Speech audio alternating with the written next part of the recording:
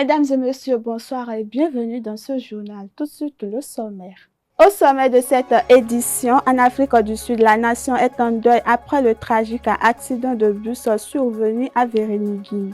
Aux États-Unis, une ville se montre en colère après un nouveau décès causé par des tirs d'agents fédéraux à Minneapolis. Et puis aux Philippines, un ferry a fait au moins 18 morts au large de l'île de Baluc-Baluc. Tu viens d'avoir le bac ou tu veux te reconvertir dans un domaine d'avenir, faire le choix du numérique et rejoindre l'école supérieure d'administration, d'économie, de journalisme et des métiers de l'audiovisuel ESAE. De nouvelles filières sont disponibles dès cette rentrée: informatique et multimédia, informatique industrielle et maintenance, réseau informatique et télécommunications, système informatique et logiciel, sans oublier les filières initiales: administration générale, administration des finances, administration des affaires, sciences juridiques, sciences économiques, sciences de gestion, journalisme et métiers de l'audiovisuel. ESAE est disponible sur 4 sites: Cotonou-Bedroumendé, Cotonou-Akpakpa, Abomey-Calavi et Parakou. Pourquoi choisir l'ESAE? Des formations conçues pour le marché de l'emploi, des enseignants expérimentés et passionnés, des infrastructures modernes avec équipement de pointe, des opportunités de stage et d'emploi garanties. Les inscriptions sont en cours et les places sont limitées. Ne rate pas ta chance, donne vie à tes ambitions avec l'ESAE. Contacte-nous vite par appel ou par WhatsApp au 01 98 98 14 00 ou via email scolarité@esae.bj et visite notre site web www.esae.bj. Ton futur commence maintenant avec l'ESAE. Tu investis dans un avenir professionnel, concret et sécurisé. ESAE, l'excellence à un nom. Mesdames et messieurs, bonsoir et bienvenue dans ce journal. Un an après la prise de Goma par les rebelles de l'AFC M23, la ville de l'Est de la République du Congo tente de se reconstruire. Malgré les stigmates du conflit brutal, habitants et acteurs locaux font preuve de résilience et de solidarité pour maintenir la vie quotidienne. Ainsi, les marchés reprennent doucement les activités et certaines écoles ont rouvert leurs portes, offrant un peu de normalité aux enfants. Reportage à suivre. L'an dernier, en République démocratique du Congo, lors de la prise de Goma par les combattants de la FCM 23 le 27 janvier 2025, Gentil Mutumayi a subi, comme de nombreuses victimes, des pillages et des destructions. Ce jour-là, de nombreux magasins et boutiques ont été dévalisés, laissant les commerçants sans ressources et aggravant la pauvreté dans la ville. Il y avait des télévisions, des ordinateurs, beaucoup d'accessoires, des téléphones. Mais ce 27 janvier, tout a été emporté. Ils sont allés jusqu'à prendre une partie de la porte. Un an plus tard, Gentil conserve encore les images du pillage de son magasin, filmées par des passants. Comme d'autres entrepreneurs de Goma, il a choisi de se relever et de reprendre ses activités malgré un contexte économique fragile.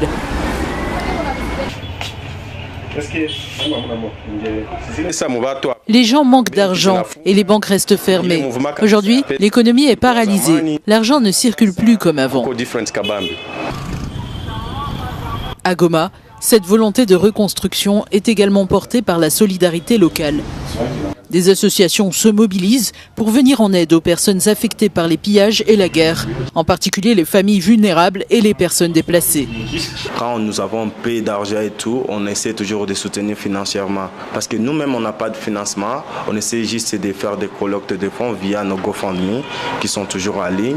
Et à partir de cela, nous essayons d'assister les plus vulnérables, quoi. Depuis la prise de la ville par le groupe armé AFC M23, les banques restent fermées. Une situation qui asphyxie l'économie locale et complique le quotidien des habitants et des commerçants. De leur côté, les autorités du M23 affirment avoir pris certaines mesures pour faire face aux défis économiques. On a réduit de 500 à 200 taxes. Tout ça pour booster l'économie qui était en faillite dans la ville de Goma. Tout ça pour permettre aux jeunes de pouvoir entreprendre. Goma reste sous le contrôle de l'AFC M23 malgré les initiatives diplomatiques engagées. Les efforts de médiation peinent à aboutir et aucun horizon clair ne se dessine pour l'instant. Les habitants refusent de baisser les bras. Reprendre ses activités et s'entraider devient un véritable acte de Par ailleurs, au Soudan, la vie tente de reprendre ses droits. Malgré les combats persistants, un hôpital rouvert cette semaine apporte un soulagement crucial aux habitants confrontés à une situation sanitaire critique.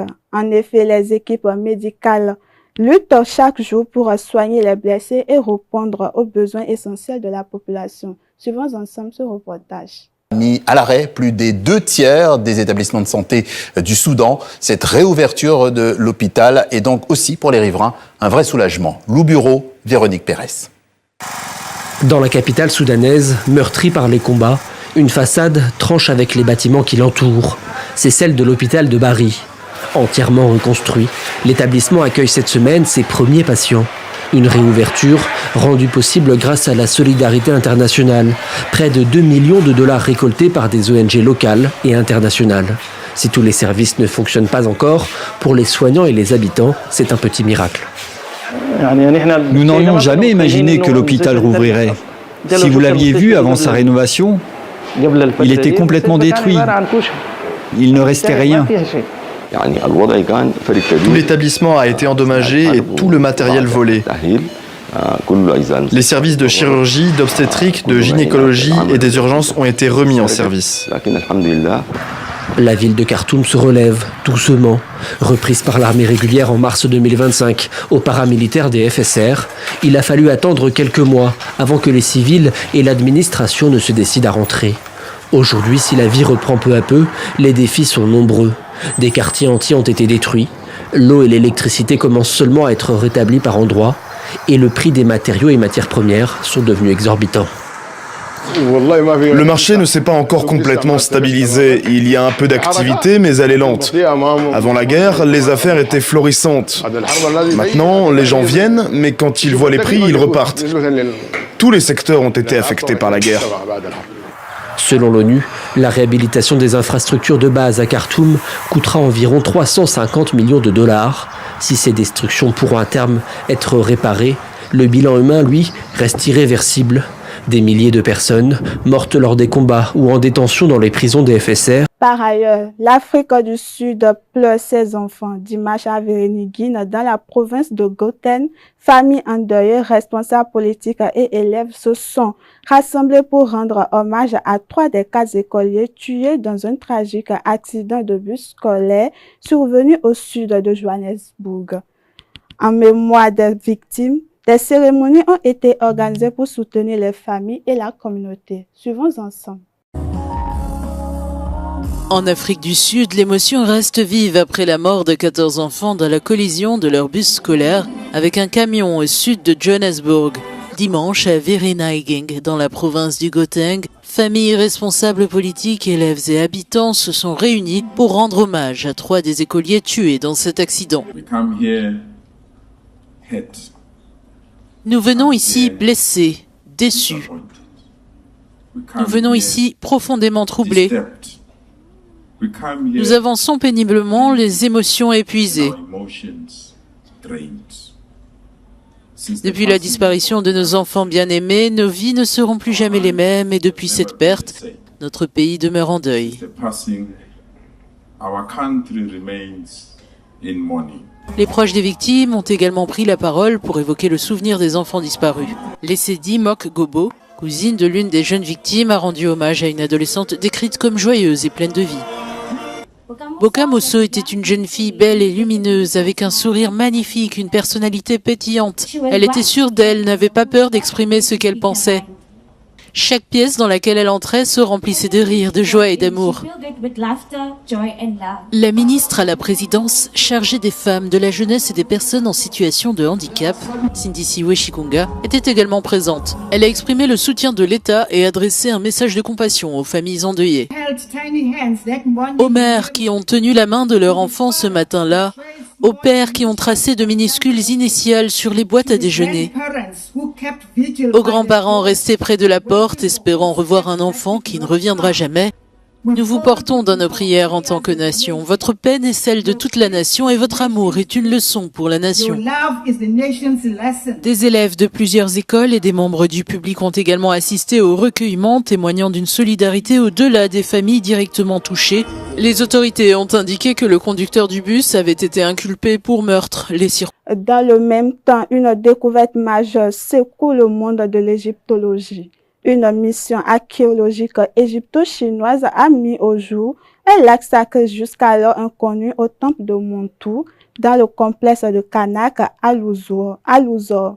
Depuis 2018, les fouilles scientifiques menées sur le site ont permis de révéler ce vestige unique, offrant un nouvel éclairage sur les pratiques religieuses antiques. Suivons ensemble. À Luxor, en Égypte, une mission archéologique égypto-chinoise a annoncé samedi la découverte d'un ancien lac sacré au sein du temple de Montou, dans le complexe de Karnak. Ce lac, situé à l'ouest du temple de Maat, dédié à la déesse égyptienne de l'harmonie, de la justice et de la vérité, couvre une superficie de plus de 50 mètres carrés. Il s'agit d'un réservoir artificiel ancien, soigneusement structuré et bien conservé, qui n'avait jamais été répertorié dans les archives archéologiques précédentes. Cette nouvelle découverte comble une lacune en égyptologie et dans l'histoire archéologique égyptienne. Il ne s'agit pas seulement de la mise au jour d'un second lac sacré, mais également du seul lac sacré découvert grâce à une fouille systématique et scientifique dans l'histoire de l'archéologie égyptienne. Depuis 2018, la mission égypto-chinoise est conduite par l'Institut d'archéologie de l'Académie chinoise des sciences sociales et le ministère égyptien du tourisme et des antiquités. La coopération archéologique entre l'Égypte et la Chine est une collaboration entre deux civilisations anciennes, transmettant un message de dialogue, d'histoire et de civilisation. Je crois que la compréhension mutuelle entre les peuples des deux pays se reflète dans de nombreuses activités culturelles, profitant à l'Égypte, à la Chine et au monde. Dans l'architecture des temples égyptiens, les lacs sacrés étaient strictement réservés aux rituels religieux et se distinguaient des sources d'eau domestique. En plus de ce lac, les fouilles ont révélé 3 sanctuaires dédiés au dieu Osiris. Dans un autre registre, le quai hausse le ton. Lors d'un discours prononcé samedi à l'occasion de la fête de la police, le président égyptien Abdel Fattah al-Sisi a réaffirmé l'opposition ferme de l'Égypte à toute initiative visant de déplacer les Palestiniens hors de la bande de Gaza. L'Égypte se positionne comme un acteur clé dans la protection des populations palestiniennes. Suivons ensemble. Le président égyptien Abdel Fattah al-Sisi a déclaré samedi que l'Égypte rejetait fermement toute initiative visant à déplacer les Palestiniens de leurs terres dans la bande de Gaza. S'exprimant lors des célébrations du 74e anniversaire de la fête de la police au Caire, il a averti que de telles tentatives constitueraient une menace directe pour la stabilité régionale et internationale.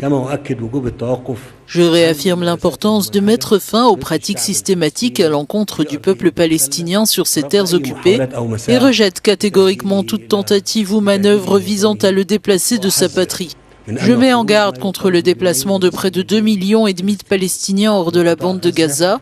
Cela équivaudrait à une liquidation de la cause palestinienne et conduirait à des mouvements de population massifs vers l'Europe et les pays occidentaux, avec de graves répercussions sécuritaires, économiques et sociales que nul ne serait en mesure de supporter. Al-Sisi a également appelé à ne pas entraver l'acheminement de l'aide humanitaire destinée à la population gazaoui et assurer la mise en œuvre complète de la deuxième phase de l'accord de cessez-le-feu. L'Égypte réaffirme son rejet absolu et sans équivoque de toute démarche visant à diviser les États de la région, à amputer leur territoire ou à créer des milices et des entités parallèles aux armées et aux institutions nationales légitimes. L'Égypte considère que de telles pratiques dans les pays voisins constituent une ligne rouge qu'elle ne permettra pas de franchir en raison de leur impact direct sur la sécurité nationale égyptienne. Le président égyptien a indiqué que le Caire poursuivrait ses efforts pour assurer le respect du cessez-le-feu tout en saluant l'implication du président américain Donald Trump. Et puis aux Philippines, un drame s'est joué en pleine nuit. Au moins 18 personnes ont perdu la vie dans le naufrage d'un ferry au large de l'île de Baluc-Baluc. Heureusement, 317 passagers ont été secourus, tandis que 24 autres restent portés disparus. Les autorités locales poursuivent les recherches pour retrouver les disparus et comprendre les causes de cette tragédie. Suivons ensemble. Un ferry a chaviré dans la nuit de dimanche à lundi aux Philippines. faisant au moins 18 morts et des dizaines de disparus. Selon un communiqué des gardes-côtes, environ 350 personnes se trouvaient à bord du bateau quand celui-ci a rencontré des problèmes techniques avant de couler peu après minuit. Des bateaux de sauvetage ont été dépêchés sur place après que les gardes-côtes ont reçu une alerte de la part d'un agent de sécurité à bord du ferry. Lundi matin, 317 personnes avaient été secourues, 18 confirmées mortes, tandis que 24 passagers étaient toujours portés disparus. Une enquête a été ouverte pour déterminer la cause du naufrage, qui est survenu à environ 5 km au large de l'île de Balouk-Balouk dans le sud du pays. Les ferries sont l'un des principaux moyens de transport aux Philippines. Ils sont empruntés par des millions de personnes et sont souvent mal entretenus et peu contrôlés. Dans le nord des États-Unis, à Minneapolis, la mort d'un homme de 37 ans abattu par les agents fédéraux relance la colère dans les rues de la ville, déjà secouée par un incendie similaire récent. Ainsi, des protestations s'intensifient, citoyens et responsables dénonçant l'usage excessif de la force et réclamant des réponses claires des autorités. Suivons ensemble.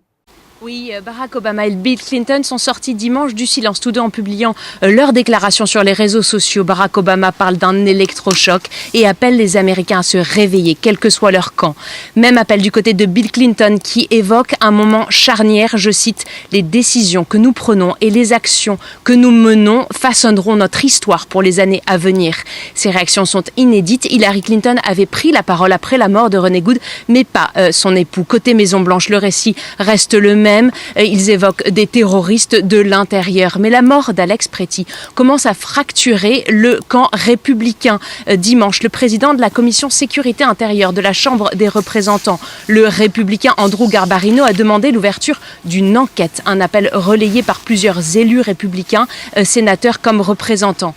La question du port d'armes est notamment centrale dans la mort d'Alex Pretty. Et c'est un sujet particulièrement sensible pour un parti républicain historiquement très pro-armes. Or, politiquement, l'enjeu est crucial. Pourquoi ? Parce que d'ici le 30 janvier, le Congrès doit à nouveau voter le budget fédéral. Et ce budget prévoit le financement du département de la sécurité intérieure. Les sénateurs démocrates ont d'ores et déjà annoncé qu'ils voteraient contre ce budget. Or, les républicains disposent d'une très courte majorité au Sénat. Il suffirait qu'un petit nombre de sénateurs républicains basculent pour qu'un shutdown redevienne tout à fait probable. Voilà pour le côté politique. Émilie, vous revenez de Minneapolis. Vous avez suivi les manifestations. Quel est le sentiment qui domine chez ces manifestants ? Est-ce que c'est celui d'une forme d'impunité dont bénéficieraient ces agents fédéraux ? Mais absolument, les manifestants sont révoltés par un sentiment d'impunité. On entend partout le même sentiment, c'est celui d'une invasion. Rappelons que les agents fédéraux qui sont à Minneapolis ne viennent pas du Minnesota. On entend dans toutes les manifestations « dégagez, rentrez chez vous » et parfois même « on sait qu'il fait froid, rentrez ». Ce sentiment d'invasion est renforcé bien sûr par le conflit institutionnel très violent qui oppose d'une part la Maison-Blanche et de l'autre part les autorités locales. Le maire de Minneapolis, le gouverneur Tim Walz. Concrètement, dans l'affaire René Good, aucune enquête n'est en cours. Le numéro 2 du ministère de la Justice, Todd Blanche, a très tôt annoncé qu'aucune enquête fédérale ne serait ouverte et la police criminelle du Minnesota a été dessaisie du dossier. En revanche, des enquêtes ont bien été ouvertes au niveau fédéral, mais elles concernent la compagne de René Good et plusieurs figures politiques du Minnesota. Plusieurs procureurs de l'État ont d'ailleurs démissionné mi-janvier en signe de protestation.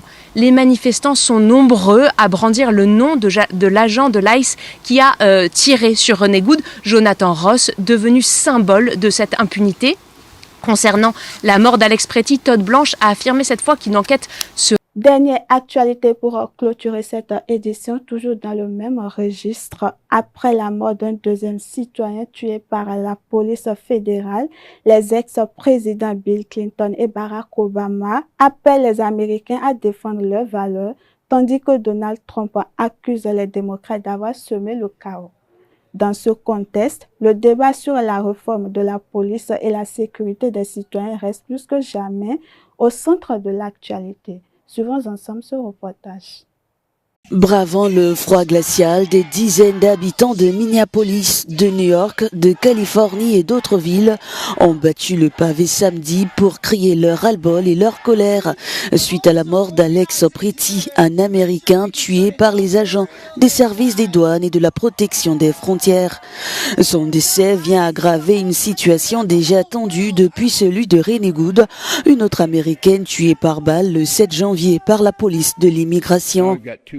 Nous avons 2 Minnesotins morts. Nous n'avons pas eu le temps de raconter l'histoire de Renee, poète, mère avec un esprit brillant. Et maintenant, nous avons l'histoire d'Alex. Ma question est la suivante. Quel est votre plan, Donald Trump ? Que devons-nous faire pour que ces agents fédéraux quittent notre État ? Vous attendiez la peur, la violence et le chaos, mais vous avez clairement sous-estimé les habitants de cet État et de cette nation. Nous sommes fatigués, mais nous sommes déterminés. Nous sommes pacifiques, mais nous n'oublierons jamais. Nous sommes en colère, mais nous ne perdrons pas espoir. Et par-dessus tout, nous sommes clairement unis. Dimanche, ils étaient nombreux à se recueillir devant un mémorial de fortune dressé en hommage à Alex Opreti sur le lieu des tirs. L'État de Minnesota a saisi la justice pour demander la suspension des opérations. Et voilà qui met fin à cette édition. Merci de nous avoir suivis. Bonne suite de programme sur Azaï Télévision.